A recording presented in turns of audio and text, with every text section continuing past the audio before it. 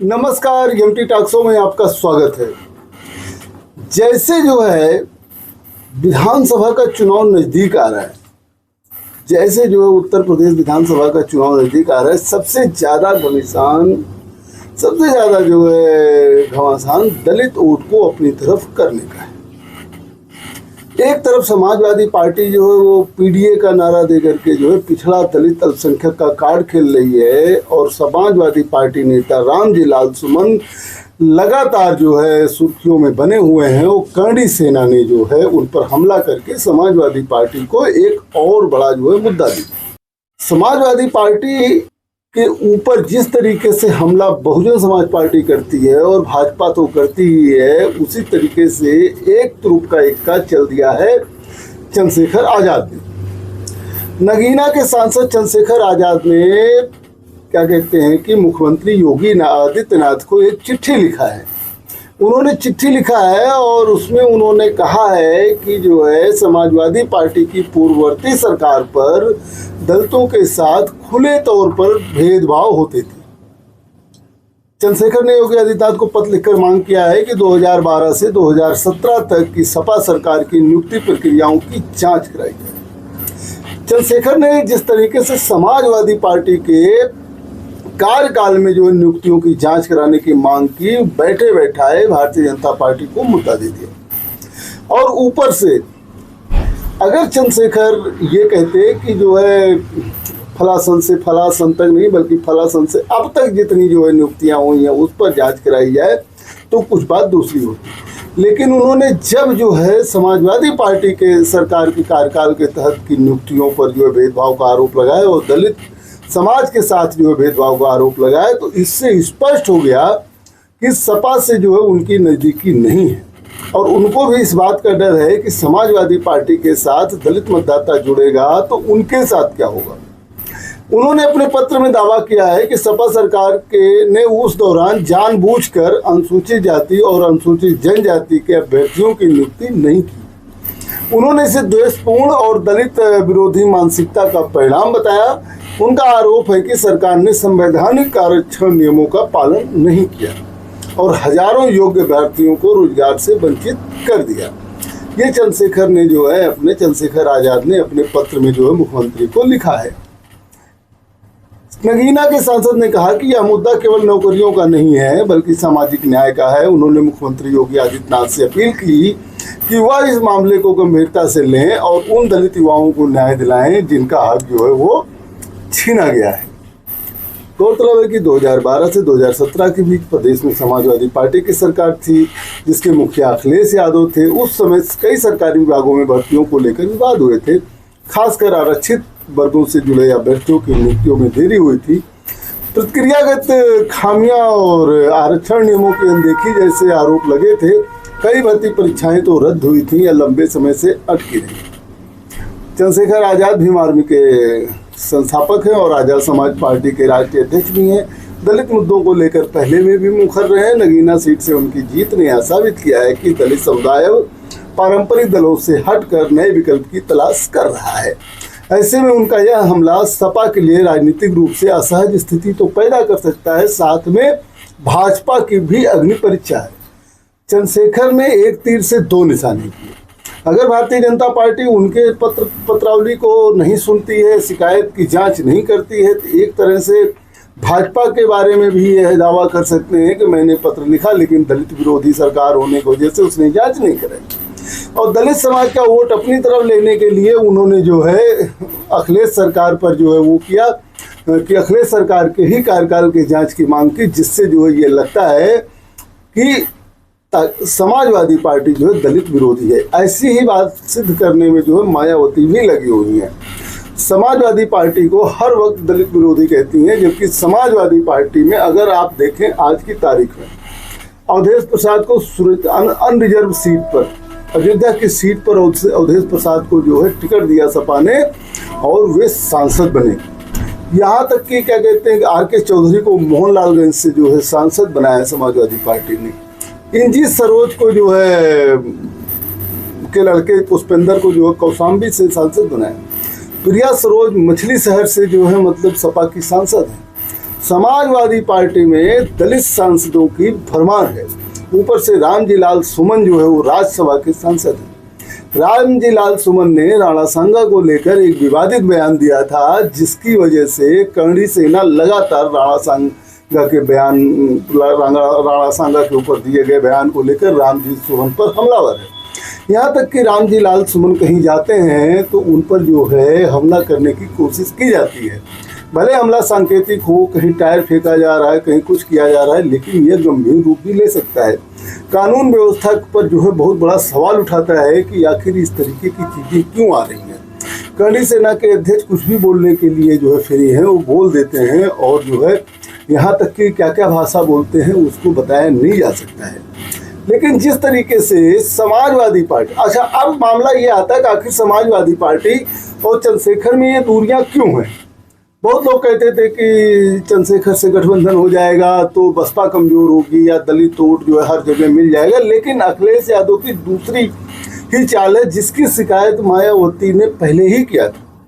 मायावती ने कहा था कि कुछ लोग जो है नए दल बना लेते हैं, उनको फंडिंग करते हैं, जिससे बहुजन समाज पार्टी कमजोर हुई है, और ये वही चंद्रशेखर जी जो है उसी के कड़ी हैं।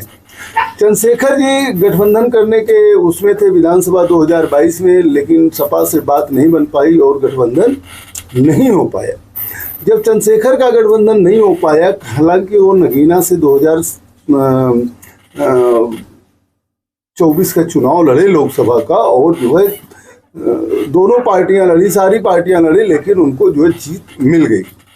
अब समस्या ये थी कि 2022 विधानसभा में अखिलेश ने अभी जो है एक सुहेलदेव स्वाभिमान सम्मान पार्टी से गठबंधन किया और महेंद्र राजभर को जो है उन्होंने आगे किया, लेकिन ऐसा गठबंधन कोई जो है वो चंद्रशेखर जी के साथ नहीं करना चाहते। चंद्रशेखर के साथ नहीं करना चाहते हैं, और अगर चंद्रशेखर के साथ इसलिए नहीं करना चाहते हैं कि वो नहीं चाहते कि एक और पार्टी जो है जन्म ले ले, क्योंकि चंद्रशेखर दलित मुस्लिम गठजोड़ की बात करते हैं। अगर चंद्रशेखर जो है आगे बढ़ गए, उनके 2-4-6 विधायक हो गए और इतने मुखर रहे, तो समाजवादी पार्टी को यह डर है कि जो है अल्पसंख्यक वोट जो है उनके साथ जा सकता है, जिससे समाजवादी पार्टी कमजोर हो जाएगी। इसीलिए समाजवादी पार्टी गठबंधन कर नहीं है, और जिस तरीके से जो चंद्रशेखर की शैली है वो भारतीय जनता पार्टी से भी गठबंधन नहीं कर सकते। हालांकि राजनीति में तो कुछ कहा नहीं जा सकता, लेकिन बीजेपी की विचारधारा और चंद्रशेखर आज़ाद की विचारधारा इतना डिफरेंस है, और उनकी भी नज़र जो है वो माइनॉरिटी वोट पर है, इसलिए वो भारतीय जनता पार्टी से गठबंधन नहीं करेंगे। क्योंकि जितनी पार्टियाँ भाजपा से गठबंधन की हैं, सत्ता में तो हैं, लेकिन उनकी पार्टियों में अल्पसंख्यक वोट ना के बराबर है। अल्पसंख्यक पदाधिकारी भी जो है इस्तीफा तमाम दे चुके हैं, कुछ ही जो बहुत वफादार हैं वो उनके साथ बने हुए हैं। तो चंद्रशेखर ये नहीं चाहेंगे कि जिस फार्मूले पर दलित मुस्लिम गठबंधन के फार्मूले पर उन्होंने पार्टी बनाई और मेहनत कर रहे हैं भारतीय जनता पार्टी के साथ गठबंधन करके, वो ख़त्म किया जाए। उनका जो है गठबंधन करने का केवल 2 ही जगह जो है रास्ता अच्छा भी है, एक समाजवादी पार्टी है और एक जो है बहुजन समाज पार्टी है। बहुजन समाज पार्टी क्यों गठबंधन करेगी? बहुजन समाज पार्टी तो ऐसे ही बार बार जो है इंडिकेट करती है कि चंद्रशेखर को जो है पैसा दे के फंडिंग करके जो है बनवाई गई है। चंद्रशेखर से गठबंधन कांग्रेस तब करेगी जब कांग्रेस अलग लड़ेगी, क्योंकि कांग्रेस से उनके तालमेल अच्छे हैं। हालांकि अब बारी ये आई कि जब सपा ने जो है गठबंधन में रुचि नहीं दिखाई, तो चंद्रशेखर आज़ाद ने एक तुरुप का पत्ता खेल दिया कि जांच होनी चाहिए, और जो है ये, और भाजपा को वही चाहिए था। भाजपा को एक मुद्दा मिल गया। कल को अगर योगी सरकार जो है जांच का आदेश दे दे, और चुनाव के पहले, अभी चुनाव में 2 साल है, चुनाव के पहले ये बातें मार्केट में आ जाएं कि यस सपा ने गड़बड़ी किया था और दलित समाज के साथ भेदभाव किया था, तो जो मुद्दा पीडीए का सपा बना रही है वो कहाँ जाएगा? अब इसलिए जो है चंद्रशेखर आज़ाद ने जो इक्का फेंका है, जो तुरुप का इक्का फेंका है, हुकुम का इक्का फेंका है, उसमें जो है समाजवादी पार्टी तो जो है थोड़ी सी फंसती हुई आई, लेकिन भारतीय जनता पार्टी इससे ज़्यादा फंसी है। भारतीय जनता पार्टी दे आदेश, अगर भारतीय जनता पार्टी आदेश नहीं देती है तो आप समझ लीजिए कि क्या बोलेंगे। और ऊपर से समाजवादी पार्टी के बारे में अगर दुष्प्रचार करना है, समाजवादी पार्टी की जो कुछ भी जो सच्चाई रही हो ना सच्चाई रही हो वो सामने लाना है, तो जांच का आदेश दे दे सरकार।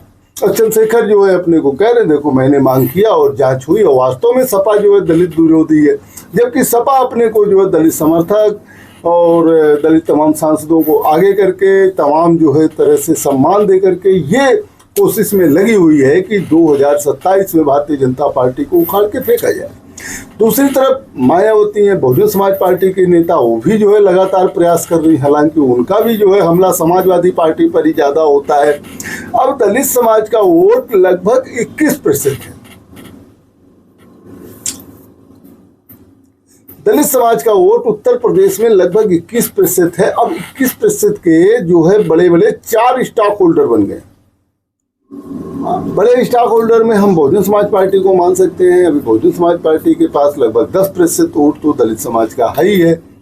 जो बचा जो है 11-12% वोट, उसमें 3 स्टॉक होल्डर हैं, जिसमें कुछ जो सब उसमें बड़ा हिस्सा जो है वो समाजवादी पार्टी हो जाता है, क्योंकि वो टिकट भी देती है। और उसके बाद जो है जो हिस्सा बचता है वो भारतीय जनता पार्टी में जाता है। लास्ट जो हिस्सा बचता है जो भी बनता हो वो चंद्रशेखर जी के साथ रहता है। अब ये जो बट गया तो इसमें जो 20-21% वोट बटे, उसमें जो 11% वोट था, नहीं 10% अगर मायावती का निकाल दिया जाए, जो 11% वोट है उसमें 3-4% का जो है हिस्सा है। अगर आप उसमें 5% जो है वो समाजवादी पार्टी मान लीजिए तो 6% में ये दोनों पार्टियां हैं, जिसमें भारतीय जनता पार्टी 4 तो 2% जो है वो चंद्रशेखर आजाद के पास है। मामला ये है कि ये वोट जब बिखर जाएगा तो समाजवादी पार्टी के पास एक सॉलिड वोट तो है, वो था मुस्लिम समाज का 17% और यादव समाज का लगभग 7%। 24% वोट तो इनका सॉलिड है। साथ में 5% जो दलित समाज का वोट है वो इनका 29% बना देता है। 29% के बाद जो प्रत्याशी हैं और तमाम फैक्टर काम करते हैं तो वो 31-32% वोट जो है वो समाजवादी पार्टी को मिल जाती है। वहीं भारतीय जनता पार्टी को लगभग 40% वोट मिला। 2022 की अगर हम बात करें तो लगभग 85 लाख वोट जो है वो समाजवादी पार्टी को पूरे प्रदेश से कम मिला था, जिसकी वजह से इनकी जो है सीट की संख्या 111 रह गई थी। लेकिन हम आपको बता दें 1917 में जब चुनाव हुआ तो समाजवादी पार्टी केवल 47 सीट पाई थी, लेकिन 2022 में उसकी 64-65 सीटें बढ़ गई और 111 सीटें हो गई। आपको हम बताएं, समाजवादी पार्टी अध्यक्ष अखिलेश यादव ने चुनाव के बाद जब समीक्षा किया तो उनको लगा 128 सीटें ऐसी हैं उत्तर प्रदेश की जहां 2000 से 3000, 4000, 5000 वोट अगर समाजवादी पार्टी का और बढ़ गया होता तो समाजवादी पार्टी जो यानी 3.5 लाख लगभग वोट अगर समाजवादी पार्टी को और मिल गए होते तो लगभग समाजवादी पार्टी 215 सीट की। ऐसी कंडीशन में पॉपुलर वोट तो भाजपा को ज़्यादा मिलते, लेकिन कम पॉपुलर वोट पाकर भी समाजवादी पार्टी बहुमत में आ जाती। सवाल ये उठा कि आखिर सपा बहुमत में क्यों नहीं आई, तो सपा ने 2 चीज़ें देखी कि ज़्यादा यादव समाज का वोट देने से गैर यादव बैकवर्ड बीजेपी की तरफ लामबंद हो जाता है। मुस्लिम समाज से अगर टिकट दे दिया जाता है तो जो है गैर हिंदू, गैर मुस्लिम का जो है वहाँ ध्रुवीकरण हो जाता है और मामला नहीं बन पाता है। उन्होंने लोकसभा में इसका प्रयोग किया, केवल 5 सीटें जहां यादव समाज का प्रत्याशी जीत सकता था वहां उन्होंने दिया। नहीं तो अगर आप याद करिए तो 36 सीटों पर जो है 2019 लोकसभा लड़े थे, जिसमें 17 सीटों पर यादव प्रत्याशी समाजवादी पार्टी ने बनाया था। तो ऐसी कंडीशन में समाजवादी पार्टी ने 2022 विधानसभा चुनाव के बाद 2024 में प्रयोग किया और उन्होंने ज़्यादा जो है अन्य बैकवर्ड समाज, जिसमें कुर्मी समाज था, निषाद समाज था, मौर्य समाज था, शाक्य समाज था, उनको टिकट दिया और बन के आए। 8 आज सांसद पटेल समाज के बन के गए हैं। और उन्होंने क्या किया कि दलित समाज से ज़्यादा लोगों को टिकट दिया। सुरक्षित सीटों पर तो दिया ही, अनरिजर्व सीटों पर भी दिया। और आपको बताएं 7-8 दलित समाज के सांसद जो है आज की तारीख में समाजवादी पार्टी में बन के आए। तो ऐसी कंडीशन में समाजवादी पार्टी ने सोशल इंजीनियरिंग किया और वो मुस्लिम यादव यानी MY फैक्टर से ऊपर उठ के गैर यादव पिछड़ों को ढेर सारी सीटें दिया, गैर मतलब क्या कहते हैं, गैर जाटो दलित समाज की भी बहुत सारे लोगों को टिकट दिया। रामजीलाल सुमन को राज्यसभा भेजा, जिस पर जो है स्वामी प्रसाद मौर्य और अपना दल कनेरावादी की नेता भी अलग हो गई पार्टी से। बहरहाल तो समाजवादी पार्टी जो सोशल इंजीनियरिंग कर रही है, उसके तहत जो है भारतीय जनता पार्टी को सबसे बड़ा डर यही है कि समाजवादी पार्टी से ही लड़ाई हो। अब इसी बीच में दलित वोट का ध्रुवीकरण ना हो, क्योंकि रामजीलाल सुमन के प्रति जो बातें हो रही हैं उससे सिंपैथी भी हो रही है। सपा की तरफ बहुत बड़ी संख्या में क्योंकि दलित समाज ही जब देखेगा कि उनकी पार्टी का बंदा जीत नहीं रहा है या जीतेगा नहीं, तो वो कहाँ जाएगा? वो जीतने वाले के साथ जाएगा। ये किसी के साथ भी हो सकता है। पहले का जमाना गया जब केवल लोग झंडा पहचानते थे, जब लोग केवल जो है निशान पहचानते थे। अब लोग पढ़े लिखे हैं, वो गणित लगा लेते हैं, हमारी आपकी तरह विश्लेषण कर लेते हैं कि कितना वोट हमारे पार्टी के नेता को मिलेगा। इसीलिए पता लगता है कि छोटी पार्टियों के जो कार्यकर्ता होते हैं वो बिक भी जाते हैं, दूसरे दल को भी वोट दे देते हैं। तो आज की तारीख में जो मेरा प्रोग्राम बनाने का मकसद था कि समाजवादी पार्टी के ऊपर दबाव बनाने के लिए एक तरह से चंद्रशेखर ने जो है रणनीति तैयार कर ली है और उन्होंने मुख्यमंत्री को लेटर लिख दिया है। बसपा अपनी तरफ से जो है समाजवादी पर दबाव बना रहे। लेकिन एक चीज आप जानें, कहीं न कहीं से आप सपा का नाम तो ले रहे, सपा की मजबूती से आप प्रभावित हैं। चाहे बसपा नाम लेती हो, चाहे चंद्रशेखर की लेते हो या भाजपा लेती हो, कहीं न कहीं से आप सपा के बारे में इस तरीके से आशंकित हैं। समाजवादी पार्टी को दूसरे नंबर की पार्टी बनाने में यही लोगों का योगदान है, और दूसरे नंबर से पहले नंबर की पार्टी बनाने के लिए समाजवादी पार्टी के कार्यकर्ता लगे हुए हैं। देखने वाली बात होगी कि 2027 में क्या होगा। हम आपको फिर अपडेट करेंगे। देखते रहिए एमटी टॉक शो। बहुत बहुत धन्यवाद।